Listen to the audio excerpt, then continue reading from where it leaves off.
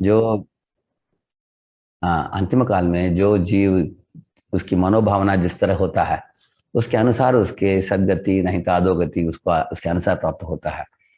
और कुंज बिहारी प्रभु सेवा देते आए हैं इधर, और उन्होंने मन में दृढ़ता पूर्वक निश्चय कर लिया कि हम ये सेंटर में ही जाकर रहेंगे और सेवा देना ही हमारा हमारे लिए उचित कार्य है। इस तरह सोचकर दोनों पति पत्नी आ गए उधर। और सेवा देते आए हैं, अच्छे भावना से उन्होंने जीवन जिया है।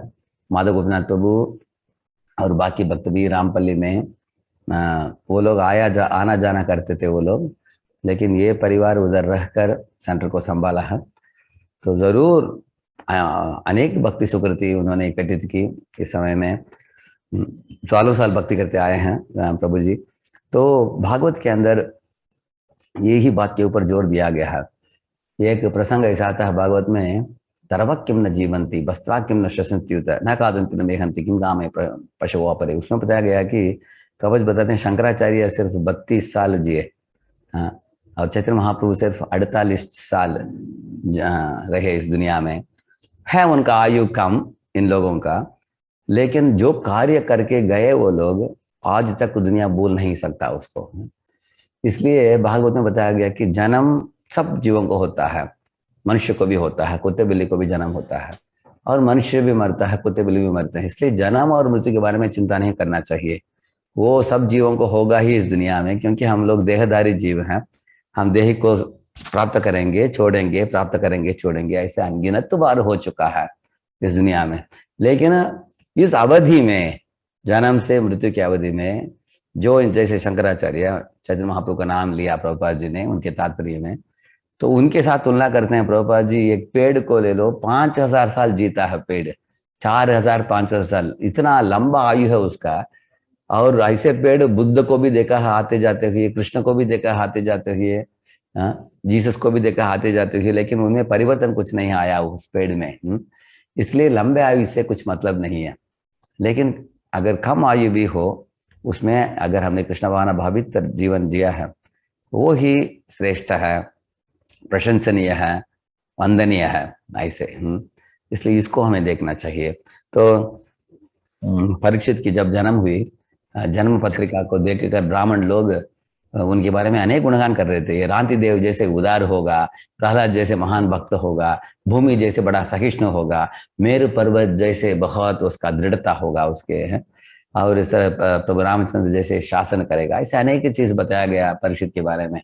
वो सब बोलने के बाद अंत में उन्होंने बोला कि एक तक्षक नाम का एक सर्प इनको डसेगा, उसका उनको श्राप मिलेगा और 7 दिन में शरीर छोड़ेंगे। तो युधिष्ठिर महाराज ने सुना दी, सुनने के बाद भी इसके बारे में प्रश्नोत्तर नहीं किया उन्होंने ब्राह्मणों से। बोले कि ठीक है, इस दुनिया में हर एक को छोड़ना है। कोई किसी व्याधि आता है शरीर छूट जाता है, किसी का सर पर डसता है वो छोड़ देता है, कोई बुढ़ा हो गया वो शरीर छोड़ देता है, कोई दुर्घटना हुआ उसमें छोड़ देता है। लेकिन हर एक जीव को शरीर छूटना ही है, आज नहीं तो कल सब शरीर सब जीवों को छोड़ना ही है। लेकिन उन्होंने सुना कि परीक्षित एक आदर्श राजा बनेगा, पांडवों के वंशज होकर पांडवों को सही ढंग से प्रतिनिधित्व करेगा, भगवान कृष्ण को खुश करेगा और दुनिया में धर्म को स्थापन करेगा। जीवन भर उसका नाम यश होगा इस दुनिया में कि भगवान का शुद्ध भक्त है इस तरह। तो खुश हो गए, बस यही चाहिए हमको, और क्या चाहिए है। क्योंकि इस दुनिया में हम लोग आए हैं शरीर धारण करके, शरीर को छोड़ना ही है, आज नहीं तो कल सबको छोड़ना है, एक एक करके हम छूट जाएगा शरीर। लेकिन हम रहते समय जितना हद तक हमारे शरीर में श्वास है, लब डब ये हृदय कर रहा है, काम चल रहा है, शरीर चल रहा है, हमारे पास जो 10 इंद्रिय हैं, मन और ज्ञानेन्द्रिय कर्मेंद्रिय इत्यादि को ऋषि के न ऋषिकेश सेवन भगवान की भक्ति में हम लगाए। तो कुंजवेरी प्रभु को मैं एक ही बार मिला, मैं उधर आते समय, उधर जब आया था मैं उस समय मिला उनको, देखा, उनको नमस्कार किया, और उधर उस सेंटर को देखने के लिए आया था एक ही बार। लेकिन मैं दूसरे भक्तों से सुना कि दोनों पति पत्नी बहुत आदर्श उदाहरण हैं, गंभीरता से भक्ति किया है। और हमारे माधव गोपीनाथ प्रभु और टीम, वो लोगों ने भी इनको अस्पताल में सही सब तरह के सपोर्ट देकर इनको इनके व्याधि को मिटाने के लिए बहुत प्रयत्न किया है वो लोग। बहुत डॉक्टरों के साथ बात करके जो भी करना हो उनके ट्रीटमेंट के लिए किसी भी चीज़ का परवाह ना करते हुए बहुत खर्चा भी किया, बहुत श्रम लिया उन्होंने। लेकिन ये सब करने के बाद अगर भगवान ने उनको बुला लिया तो हमें सोचना चाहिए कि ये भगवान की इच्छा है। हाँ, इसलिए जब वैष्णव इस तरह वैष्णव का देहांत होता है, भक्तों के मन में दो विचार होते हैं, एक है दुख, दूसरा है आनंद। क्यों दुखित होते हैं? ये वैष्णव का संग हमें नहीं प्राप्त होगा। हाँ, अभी हम आंखों के समक्ष देखा है उनको भागते हुए दौड़ते हुए सेवा देते हुए, लेकिन हम अभी देख नहीं पाएंगे। उनकी अनुपस्थिति में थोड़ा शोक होता है भक्तों को। और आनंद क्यों होगा? क्योंकि अभी वो भौतिक शरीर से छूट गए हैं।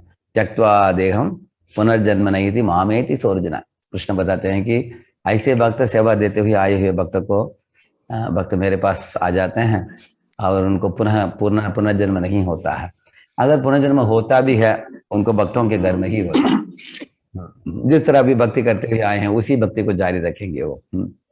इसलिए भक्तों के लिए कुछ चिंता नहीं है, ये समझावट चाहिए। और खास करके जो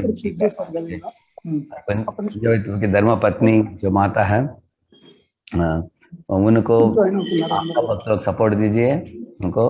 और माता जी भी प्रभु जी के साथ जुड़कर दोनों एकमत होकर भक्ति में जुड़े हैं। बहुत अच्छी परिवार है। हम भगवान कृष्ण से प्रार्थना करते हैं कि ये प्रभुपाद के मिशन में जुड़कर ये परिवार इस तरह सहयोग देते आया है और माता जी की भक्ति अच्छी तरीके से चलते रहे। और उनके परिवार के सदस्य और बाकी भक्त लोग भी माता जी को आप लोग सपोर्ट कीजिए। दोनों भक्ति में गंभीर लोग हैं। और खास करके हम कुंज बिहारी प्रभु के लिए हम प्रार्थना करते हैं कि भगवान उनसे जरूर खुश हैं, तुष्ट हैं, तो उनको ऐसे सदगति दे जिधर वो प्रसाद ही खाएंगे, भक्तों के संग में ही रहेंगे और भक्ति में सेवा में ही जुड़ेंगे। और जिस भावना को लेकर इन्होंने मानव प्रस्थाश्रम को स्वीकार कर रामपल्ली सेंटर में जुड़ गए थे, उसी भावना को लेकर वो अपने भक्ति को जारी रखने वाले आगे।